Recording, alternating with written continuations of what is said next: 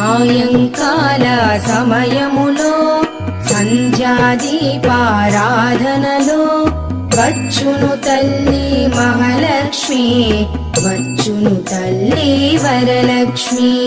కాళ్లకు గజ్జెలు కట్టింది, మెడలో హారము వేసింది, పిలచిన వెంటనే పలికింది, అడిగినదంతా ఇచ్చింది.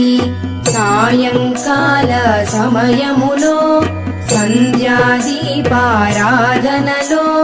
వచ్చును తల్లి మహాలక్ష్మి, వచ్చును తల్లి వరలక్ష్మి.